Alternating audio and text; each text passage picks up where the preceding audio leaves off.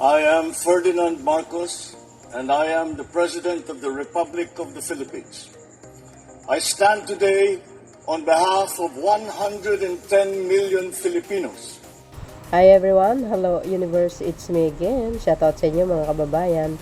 Hello sa mga Marcos loyalists and supporters. Ayan, shoutout sa inyo. Nako mga kababayan, ito na nga ba ang sinasabi natin? Si Atty. Harry Roque, ang number one kritiko ng Pangulong Marcos Jr. Ang lahat po na nangyayari sa Duterte family isinisisi kay PBBM. Alam po natin ang kinasasangkutan nito mga kababayan, hindi na natin sasabihin. Ganon pa man mga bes, dahil dyan sa mga kinasasangkutan niya, nako, eto na, dumating na yung panahon. Time will come. Sabi ko nga ba sa inyo guys, sa lahat ng mga tumutulig sa umaalipusta sa Pangulong Marcos Jr., hahabulin kayo talaga ng karma. Sapagkat ang Pangulo talaga napakabait. Alam nyo naman yun guys, no? Yung kababaan ng loob niya, lalo na sa interview niya ni Katunyeng, sinasabi na makipagbati. Wala naman po siyang sinasabi makipagbati sa Duterte. Ang sa kanya lang naman, gusto niya yung tahimik, walang gulo, no? Ayaw niya ng gulo actually, no? Kung makipag-usap ang Duterte, willing naman siya. Pero galing sa kanya na makipagbati, parang wala yata ako na narinig doon, Hindi gagawin ng Pangulo yun. If ever naman makipagbati ang Duterte sa kanya, siyempre mga kababayan, it doesn't mean paboran niya yung mga issue kinasasangkutan ng mga mag-amang Duterte. Hindi batas is batas pa rin ang sinusunod niya. So dahil dito mga kababayan, ang sabi dito, basahin po natin. Ayan, nasabi na Abante News Online, humiling na ang Department of Justice, DOJ, sa International Criminal Police Organization, Interpol.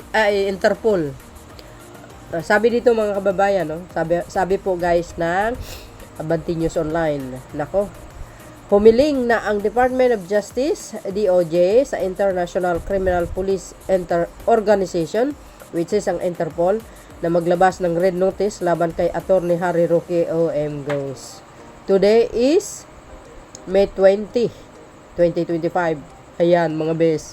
Mga kababayan ang kapalagayan nyo. Unti-unti silang nasusukulan ng batas. Sabi ko sa inyo hahabulin kayo ng karma talaga yan. DOJ humiling sa Interpol ng red notice versus Harry Roque. Agay. Sabi dito guys, basahin natin para kumpleto detalyado, okay? Sabi dito guys, humiling na ang Department of Justice, DOJ, sa International Criminal Police Organization, Interpol, na maglabas ng red notice laban kay Atty. Harry Roque. Ito ang binunyag ni DOJ Undersecretary Nicolas T. Nitong Martes, Mayo 20, sa panayam sa Storycom ng One on News. Agay. Shoutout kay Harry Roque. Ayan.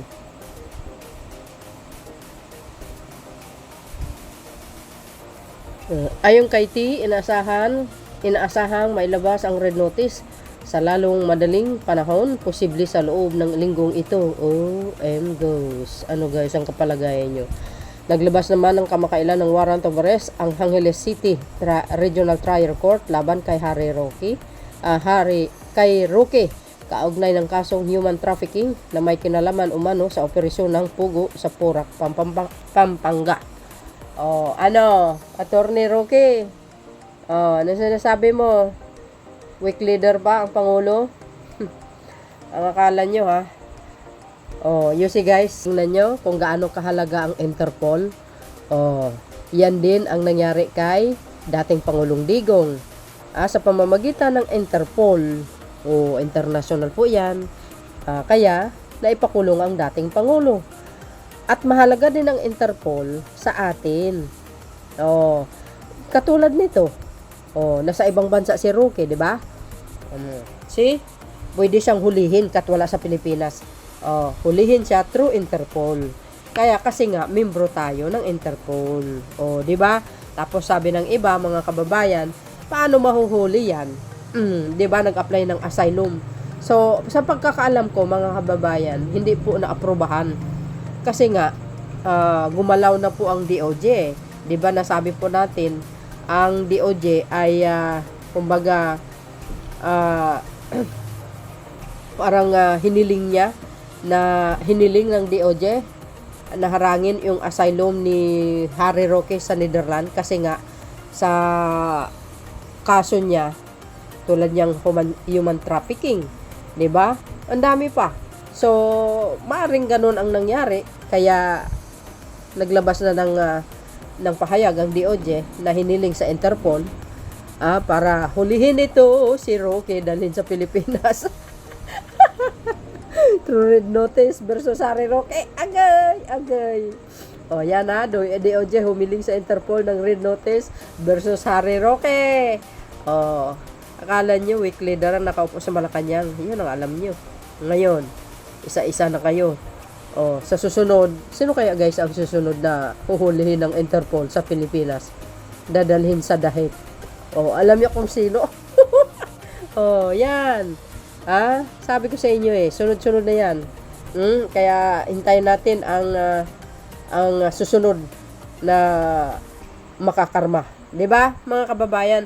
Yun guys, ang alam ko, sabi kasi nagko-comment, hindi po hulihin kasi nag-apply ng asylum. Yun na nga, hindi nga inaproban dahil hinarang nga ng DOJ. Siyempre, natural mga kababayan, pag hinarang yan, ibig sabihin nun, talagang hindi siya pwede bibigyan, hindi inaproban yung asylum niya dyan dahil nga sa mga kinasasangkutan niya ng kaso dito sa Pilipinas.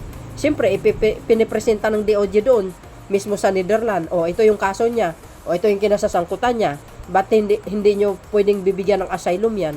Kaya nga tumakas dahil nga tinakasan niya yung kaso niya dito sa Pilipinas. Maaring ganun ang nangyayari. Correct me if I'm wrong, baka may abogado nanood sa atin. Mali tayo. 'Di ba? Kung mayroon kayong alam, i-comment nyo sa comment section. 'Di ba mga bes, ano po ang kapalagayan nyo? Ayan, abangan natin ang paghuli kay Harry Roque ng international. Kumbaga, ang Interpol, pauwiin sa Pilipinas para harapin ang kaso. 'Di ba? Tingnan nyo itong sinabi ni Congressman Laila de Lima. Panoorin nyo guys. But before that, don't forget to like, hit the button bell para lagi kayo update sa aking mga upload video. Bye, and baboos. God bless Philippines. Follow me guys. Eto na. About Harry Roque, ang pinakamensahe ko lang sa kanya, bumalik na siya dito, harapin niya. Harapin niya yung mga akusasyon laban sa kanya. Huwag siya dapat nagtatago sa ibang bansa, o huwag siya dapat, under the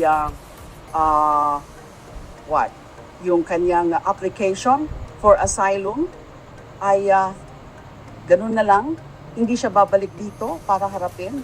May warrant of arrest na. At alam naman niya yan bilang isang abogado na there is such a principle or a dictum in law that flight is indicative of guilt. So dapat harapin niya.